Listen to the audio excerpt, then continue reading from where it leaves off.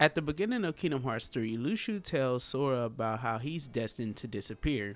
Young Xehanort will say the same thing in the afterlife when Sora defeats the Lich and atop the tower within the Scala Severance.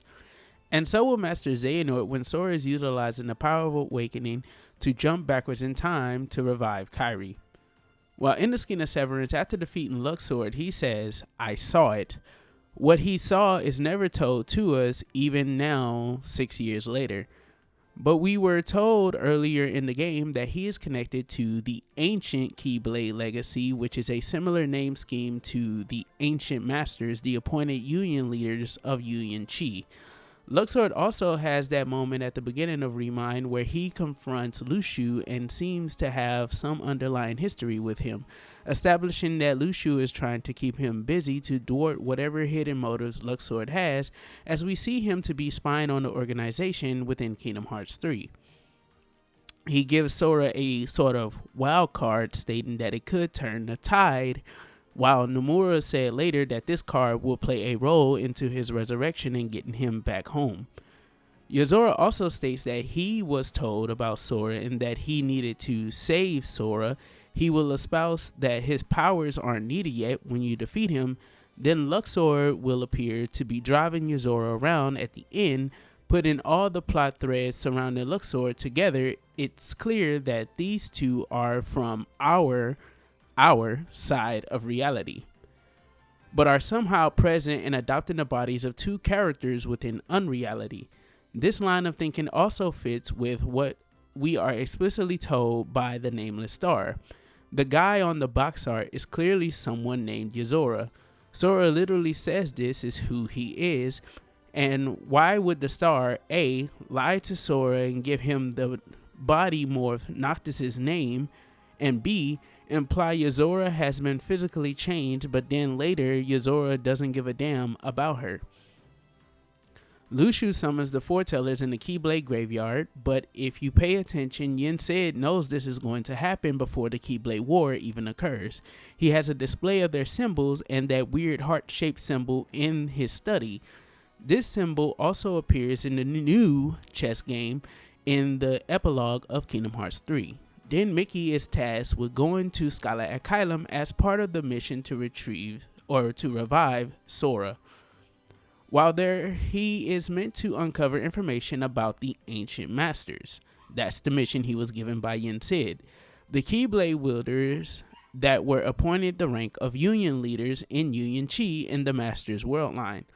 However, during that era, a lot of things were changed from how events were meant to go according to the Master of Masters' grand plan, and who was meant to set up this portion of the Master's plan, Master Ava. Well, Kingdom Hearts Missing Link has some of its plot points leaked to us from a data mining that occurred. Within these leaks, we learned the goal of the many houses within the unwritten era, and we also get some minor details on a dark/sinister force within the unwritten era. Now let's take it from the top. This darkness is not going to be the figure we saw in the initial trailer of Missing Link, who were wearing the coat that wards off the darkness. It is most likely the case that is simply Brain, though most likely not the one we saw in the Nora Scala at Caelum at the end of Union Chi, but the one we see traversing the Keyblade graveyard. In that initial trailer, again, we are told that this era is unwritten, meaning the Master of Masters has not seen the events that unfold here to record them into the Book of Prophecies. Well, within the unwritten era, it is confirmed that the people at Scala at Caelum, or this version of it, do indeed possess a copy of the Book of Prophecies. This copy is missing, quote, a few pages, leaving some of the information in shambles and incomplete. This is seemingly occurring because of a sinister dark power, which is apparently changing the future of some of the worlds. This darkness also seems to be close to home, as some of the houses within Missing Link are also said to be servants or to be aligned with the side of the darkness, which is representative of their founder's previously established character and the outlining of the foretellers' description of how the Keyblade wielders can actually tap into the darkness to utilize its power on their missions to collect Lux, with the whole debacle of the Bangles and the Dark Charity. The mission of the houses is to prevent these distortions and bring any anomalies to an end utilizing mission reports that seem to come from a world's details straight out of the Book of Prophecies. The unions within Missing Link also seem to know about how Sora is meant to visit these worlds in the distant future, and in this distant future, he's meant to save these worlds from darkness. But this particular darkness plaguing the unwritten era seems to have knowledge of the Book of Prophecies and how it functions, as this darkness is capable of completely dwarfing the Master of Masters' ability to see and foretell the future. Something Sora does as well in Kingdom Hearts 3, but this all in my mind outlines two things. One, this sinister dark power has to be a Keyblade wielder or something of the sort. Two, this force or character seems to care a lot about the future. Sound like anyone we know? Sound like someone we've been suspicious of since the ending of Kingdom Hearts 3 and Union Chi?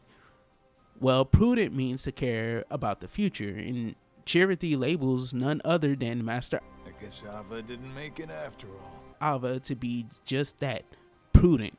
We also have the confirmation that the Master of Masters willed for Strelitzia to have the Book of Prophecies or the copy of it.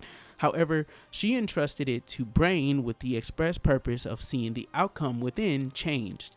I've always espoused that this desire has underlying dark tones, and it seems to be that she began making her own moves within the missing era. Plus, those dark keys that we are told about seem to possibly be working under this specific darkness. This also aligns with how the Master of Masters said darknesses has seen the Book of Prophecies, which the darknesses, for the umpteenth time, is the foretellers when we see them at the end of Union Chi. Well, if they infected the minds of the foretellers, then they most likely or most definitely have seen the Book of Prophecies. This also explains what could have happened to the characters in Unreality, sojourning the hearts and controlling the characters within Quadratum, and the darkness that we were told Ericus's ancestor faced in his time that caused him to disappear. Remember, one darkness witnessed Strelitzia be sent off into the future where she landed was in the world of Quadratum. Well, what if the same happens to Brain and his collective?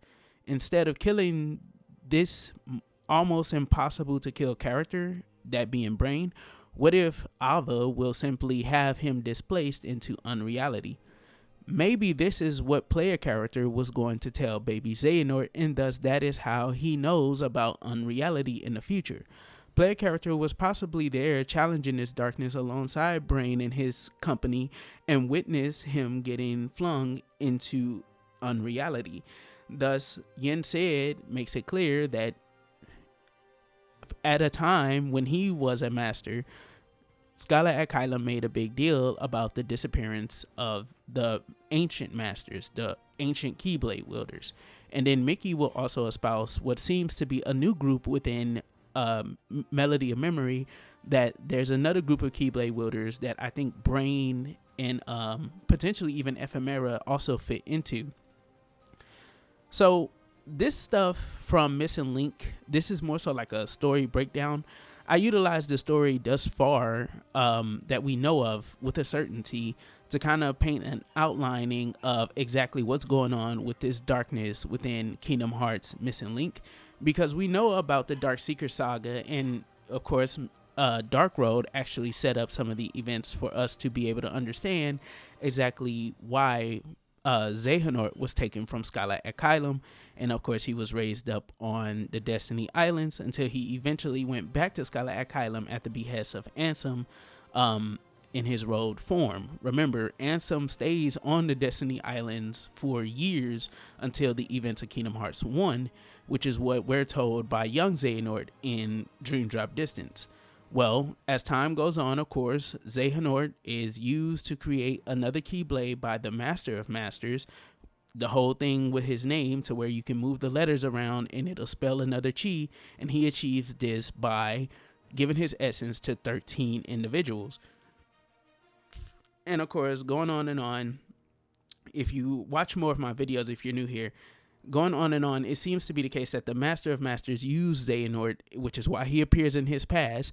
He uses Xehanort to create another husk for the X-Blade, which Sora and him most likely can channel the full power of the X-Blade, which is why he mentions himself and the foretellers to be 7, and Sora has the 7 Guardians of Light from the current time.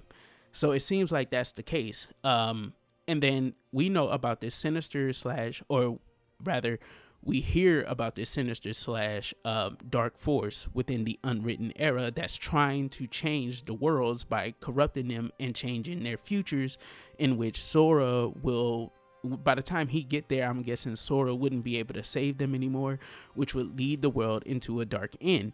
And this actually does fit into what I stated about in my Mickey video about him taking the Book of Prophecies from Scala at Caelum, whether he steals it or is entrusted with it. It seems to be the case that what's going to happen is most likely the case that Scala at Caelum, on the other side, the Nor looking Scala at Caelum, that version of it most likely went through a Game of Thrones scenario where the ruler of this new Scala at Caelum is now Master Ava, and when Mickey gets there, it's most likely going to be the case that he will be informed about this and will have to sneak around and potentially steal the Book of Prophecies or reach the Book of Prophecies and be gifted the Book of Prophecies by someone who's probably in Xehanort's exact family. The characters that kind of look like him that we see within Missing Link, the 2 characters that mind control the 2 police or the 2 guards within Scala at Caelum to try and bring player character and Remus to HQ. Whew. So it seems like it's the case. It is actually the case that a darkness is in the unwritten era, and it seems like that this darkness is actually in Scala at Caelum.